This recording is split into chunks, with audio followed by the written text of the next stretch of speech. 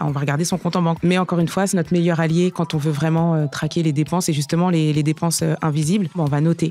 Et on va faire le calcul et voir ce que ça représente. Et très clairement, quand on fait cet exercice-là, parfois les montants peuvent même effrayer. Parce que là, on parle... moi, j'ai eu par exemple une fille un jour qui m'a dit « Alexandra, j'ai fait l'exercice, j'ai regardé sur un mois, ça représentait 500 €. » Bonjour à toutes et à tous, bienvenue sur Perspective de vie, le média qui vous aide à conquérir votre liberté financière. Je suis Célia, la fondatrice de Perspective de vie. Aujourd'hui, nouvel épisode avec Alexandra Battiono, fondatrice de Parlons Budget et notre experte budget et épargne. Vous allez voir, chaque mois, Alexandra et moi allons vous guider pas à pas pour piloter votre budget et épargner sans stress. Avant de commencer, un mot important. Nous tenons à dire un immense merci à L'Oréal, Engie et Orange, et tout particulièrement aux équipes relations actionnaires individuelles, Angélique Furstenreich, Axel Limac et Thierry Perrault. Grâce à leur soutien, ce programme est accessible à toutes mesdames. Vous avez du mal à épargner, vous cherchez des méthodes simples pour sécuriser votre argent, vous êtes au bon endroit. Une dernière remarque, je suis toujours étonnée, 53% d'entre vous regardent cette émission sans être encore abonnés. Si vous n'êtes pas abonné, faites-le pour être informé gratuitement des nouveautés et surtout pour nous soutenir et nous permettre de vous offrir chaque semaine des programmes utiles, concrets et inspirants. Place à l'épisode du jour, ces petites dépenses qui sabotent ton budget. Alexandra, sur ton compte Parlons Budget, où tu as plus de 100 000 abonnés sur Instagram, c'est incroyable, tu parles souvent des dépenses invisibles. Alors, qu'est-ce que tu appelles des dépenses invisibles ? Eh ben, les dépenses invisibles, c'est les dépenses du quotidien qui font partie du quotidien et on s'en rend plus compte en fait au final. On n'a plus l'impression que c'est une dépense. C'est devenu une normalité. Exactement, c'est devenu normal, ça fait partie du quotidien. Et donc du coup, ça peut être le café à la machine à café tous les matins. Ça peut être le croissant qu'on va acheter à la boulangerie tous les matins. Et donc du coup, c'est ces petites dépenses-là qui, quand on fait le compte mis bout à bout, peuvent représenter effectivement de vrais montants c'est vrai. sur un mois. Et du coup, quand on les multiplie après sur l'année, effectivement, ça peut représenter un vrai budget. Non, c'est vrai. Dans les épisodes précédents, on a dit qu'il n'y a pas de petite économie, il n'y a pas de petite somme. Et là encore, tu te dis un café, un café, c'est quoi ? Ça va être 2 € si tu prends, peut-être un peu moins. Donc, ton café, ton croissant à vendre de 30 € au bureau le matin, tous les matins. Avec le télétravail maintenant, on va dire 3 fois par semaine. Ouais. Mais c'est clair, c'est énorme après à la fin. Oui, ça va vite. Et donc, du coup, et puis parfois aussi, on a aussi le fait d'aller à la boulangerie, par exemple. Et puis, parfois, il y a un minimum par rapport à la dépense. Au paiement carte bleue, c'est ça que tu veux dire. Exactement. Parfois, le boulanger va nous dire... c'est pas 3 €, il faut minimum 5 € ou 6 € pour payer par carte. Donc, du coup, on va rajouter le complément. Donc, du coup, au lieu de dépenser 2 €, on aura dépensé 5 € ou 6 € ou 10 €. Et pour le coup, c'est ça quotidiennement. Et donc, déjà, si on fait 6 plus 3 plus 10, et puis si c'est 10 € le minimum et 10 fois 5 sur une semaine, prenons 5 jours où du coup, on irait à la boulangerie, ça fait quand même 50 €. Donc, x4, ça fait 200 € dans le mois. Ouais. Donc, ça peut aller très vite. Sur l'année, c'est énorme. Ouais. Exactement. Comment est-ce qu'on peut les repérer sans culpabilité ? Et là, vraiment, sans culpabilité, parce que c'est vrai que tu te dis, on en parle comme ça, et on dit, mais je suis ridicule. Mais non, en fait, il ne faut pas culpabiliser. Et justement, on est là aujourd'hui pour donner les bons outils, avancer, les bons tips. Alors, justement, Alexandra, comment on fait pour les repérer sans culpabiliser ? Eh bien, déjà, c'est juste accepter. Voilà, tu disais qu'il ne faut pas culpabiliser, donc on accepte, on est honnête envers soi-même, on est conscient que du coup, il y a une situation et que potentiellement, peut-être que j'achète un café tous les matins. C'est la réalité. Donc, c'est notre réalité, c'est comme ça. Donc, on est OK avec ça. Et puis ensuite, on va traquer. Donc, pour traquer, on va regarder son compte en banque. Encore une fois, on revient au compte en banque, mais... on en a parlé dans un premier épisode on l'avait intitulé « Pourquoi tu évites de regarder ton compte en banque ?» Exactement. La peur, la paralysie du compte bancaire. Oui. Mais encore une fois, c'est notre meilleur allié quand on veut vraiment traquer les dépenses et justement les dépenses invisibles. Et justement, on va noter. On va noter et on va faire le calcul et voir ce que ça représente. Et très clairement, quand on fait cet exercice-là, parfois, les montants peuvent même effrayer. Parce que là, on parle... des exemples on parle du café ou on parle de la boulangerie, mais je parle aussi peut-être des commandes qu'on peut faire parce qu'on est fatigué. Uber Eats. Ouais. Et donc, du coup, mis bout à bout, moi, j'ai eu, par exemple, une fille un jour qui m'a dit « Alexandra, j'ai fait l'exercice, j'ai regardé sur un mois, ça représentait 500 €. Ah oui, c'est énorme. Et donc, du coup, ça lui a mis une claque parce qu'elle pensait vraiment pas que c'était autant. Et donc, du coup, elle a mis des choses en place pour vraiment diviser par 2, voire par 3 même. Parce qu'on ne peut pas être non plus radical quand on a des habitudes. Il faut aussi apprendre à les changer petit à petit. C'est comme quand on fait du sport. Par exemple, je ne cours pas versus je cours 10 km. Nous, en fait, il faut aussi se laisser le temps de progresser. Pour ne pas se blesser, pas se faire mal. Exactement. Et en gestion budgétaire, c'est pareil. Il faut pouvoir se laisser le temps de progresser, de trébucher, de peut-être revenir en arrière aussi parfois, mais l'essentiel, c'est à la finalité de progresser. Et donc, du coup, oui, le fait de traquer en toute conscience et en acceptant que, du coup, les dépenses sont là, ça permet aussi de se dire, OK, j'ai posé les chiffres, maintenant, le mois prochain, quel objectif je me mets, en tout cas pour faire mieux que le mois précédent. Ouais. Donc là, le Uber Eats, au lieu d'en faire 2 fois par semaine, on va en faire une fois par semaine. Exactement. Le café, le croissant, au lieu d'en faire 5 fois par semaine, on va le faire 3 fois par semaine. C'est ça. Ouais. On va réduire petit à petit. On va aussi peut-être le préparer à la maison et partir avec, ou prendre peut-être des gâteaux qui sont à la maison plutôt que de toujours passer à la boulangerie. Avec un thermos, c'est pratique. Maintenant. Exactement. Tu te fais un thermos, Tout ça reste chaud. Et c'est très bien. Oui, c'est très bien. Tu as raison. Tout à fait. Donc, je suis dans ce cas-là. Je prends conscience que j'ai abusé du café. J'ai abusé du café, des croissants. En plus, j'ai pris 36 kilos. Okay. J'ignorais vraiment où passait tout cet argent. Pourquoi est-ce que j'ignorais ça ? Parce que déjà, il y a un manque de suivi.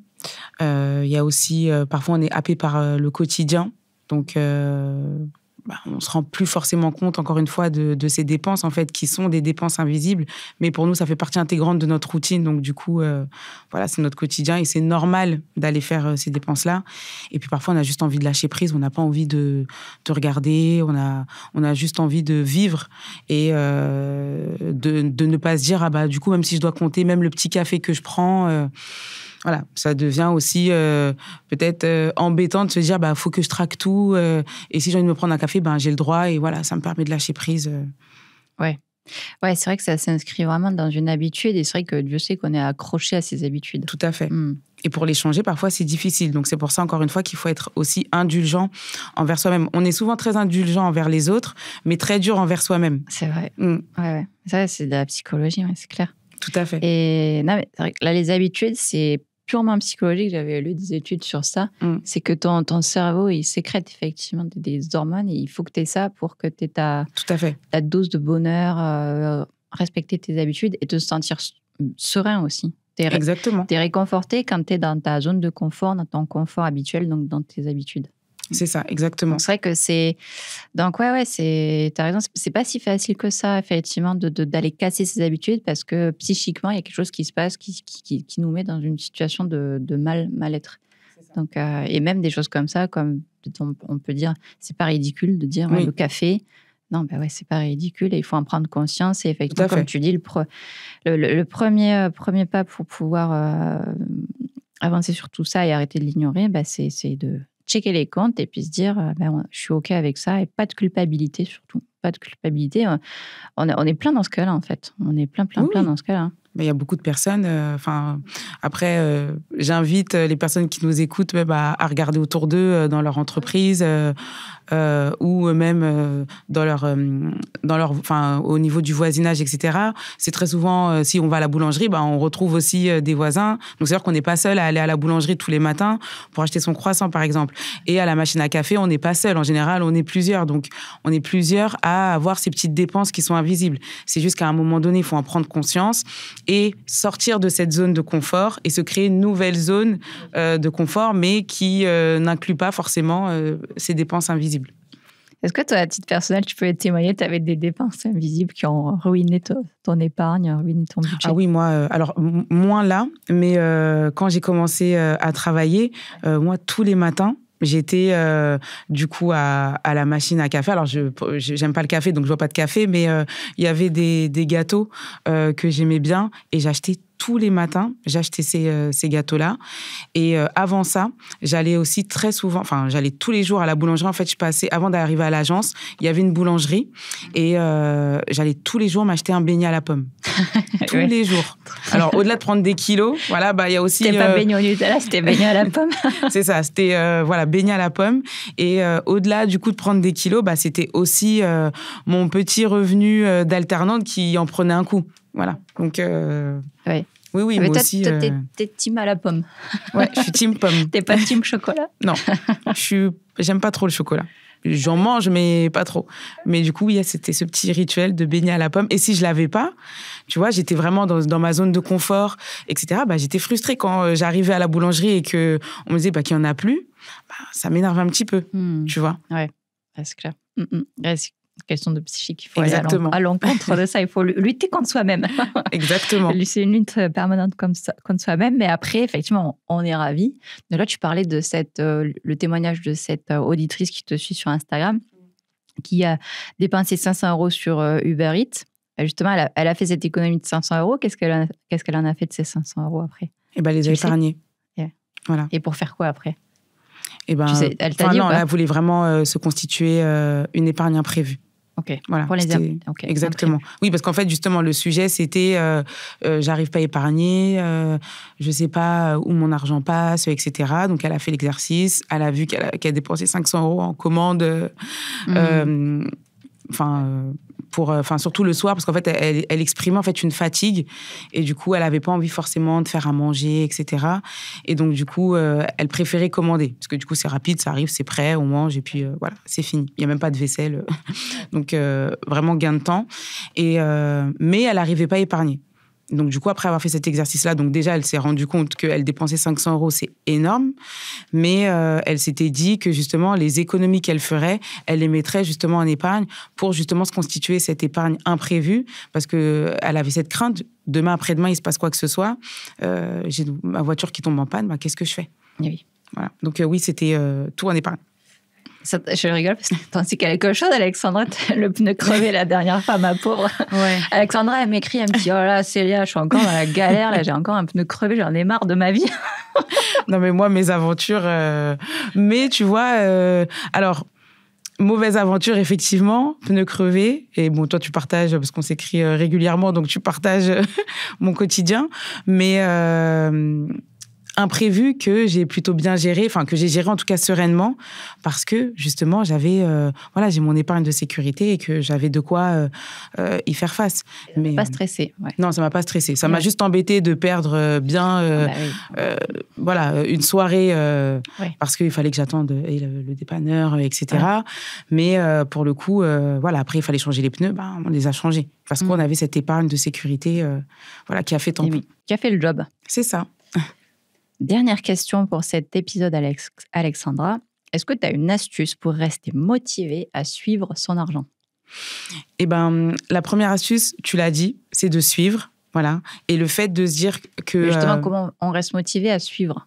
Le fait de suivre, en fait, ça va te permettre de te rendre compte que ton prévisionnel correspond à ton réel. Donc déjà, c'est motivant de se dire déjà, c'est pas déconnant. Enfin, j'ai fait un budget en début de mois. Là, je fais le point et du coup, j'arrive à tenir, entre guillemets, mes engagements. Donc déjà, ça permet vraiment de rester dans cette dynamique et de rester motivé. Ensuite, c'est aussi d'apprendre à se féliciter. Par exemple, je vais prendre mon exemple du beignet que j'allais tout le temps acheter. Je me dis, non mais Alexandra, il faut vraiment que tu fasses un effort parce que ça grève un peu ton budget. Et du coup, si je me fixe un objectif pendant une semaine, j'essaye de pas aller à la boulangerie et je prends des gâteaux à la maison et je vais travailler. Et je passe pas à la boulangerie. Et à la fin de la semaine, je fais le point. Et du coup, je suis très contente de plus être allée à la boulangerie. Je suis fière de moi. Il faut apprendre à se féliciter. Il y a des choses bien qu'on fait. Alors, ça peut paraître des choses anodines ou des toutes petites choses, mais c'est bien parce que du coup, c'est une victoire. C'est-à-dire que pendant une semaine, j'ai pas dépensé d'argent à la boulangerie. Et donc, je me félicite. Et pourquoi pas mettre ce que j'aurais dépensé à la boulangerie de côté. C'est motivant. Ça permet en fait de rester focus. Donc, il faut aussi apprendre à se féliciter. Voilà, pour moi, c'est très important. C'est pas des petites victoires, c'est des victoires. Voilà. Ouais, c'est bien de le souligner. Et je retiens 2 points de ce que tu viens de dire. Déjà, 1, c'est se fixer des objectifs, se dire, avec cet argent-là, qu'est-ce que je vais pouvoir faire de cet argent-là ? Oui. Visualiser vraiment et poser un objectif dessus, sur cette somme, à quoi je l'épargne, ok, c'est bien, mais après, à quoi ça va me servir ? Tout à fait. Ouais. Moi, par exemple, je peux témoigner à titre personnel. Moi, je suis un gros écureuil. Team écureuil plus. Mais pourquoi ? Parce que j'avais mon projet d'ouvrir mon entreprise, d'investir dans tout ce matériel dans lequel on tourne aujourd'hui. Parce que voilà, mais maintenant, j'ai la chance d'avoir mes propres studios, je suis bien. Ça, c'est comme à la maison. Et aujourd'hui, on peut vous proposer ce contenu-là. Mais c'est parce qu'avant, j'ai économisé. Parce que non, je n'ai pas papa et maman qui m'a versé un beau chèque. C'est ça. Donc, c'était la team écureuil avec les petites noisettes. Et donc, première chose, vraiment objectif, tu visualises pour ton futur, qu'est-ce que tu veux accomplir. Et après, je retiens autre chose, tu as parlé de semaine. Donc, vraiment, en fait, commencer semaine par semaine. Tout à fait. Et on fait semaine, après en mois, et voilà. C'est comme tu dis, victoire. Exactement. Oui, et pas forcément faire un mois complet, et ça paraît, c'est long. Oui. Et du coup, des fois, on n'en voit pas le bout. Et justement, c'est parce qu'on n'en voit pas le bout qu'à la fin, on est tout près du but, et puis finalement, on craque. Et on se démotive. Et du coup, on craque et ça entraîne effectivement de la démotivation. Et on se dit qu'on est nul, qu'on n'y arrivera jamais, alors que c'est pas ça. C'est juste que l'objectif qu'on s'est fixé est trop ambitieux par rapport aux habitudes qu'on a. Ouais, c'est clair. Ouais, tu te dis, c'est une fierté. Tu te dis, cette semaine, j'ai réussi à mettre temps. Exactement. Ça nourrit la machine. Tout à fait. Super. Bien, écoute, on a résolu les raisons pour lesquelles les petites dépenses, les dépenses invisibles sabotent notre budget. Merci beaucoup, Alexandra. Merci à toi, Célia. Si cet épisode vous a aidé à piloter votre budget et à vous générer une épargne, pensez à le partager autour de vous. Abonnez-vous, likez pour que d'autres puissent aussi accéder à ces contenus. Ensemble, faisons circuler les bons outils pour avancer plus libre et plus confiante et mieux armée pour l'avenir. Un immense merci encore à nos partenaires L'Oréal, Engie et Orange qui rendent possible la diffusion de ce programme. Grâce à leur soutien, nous poursuivons notre mission, aider chacune et chacun à sécuriser son avenir financier. À très bientôt pour un nouvel épisode.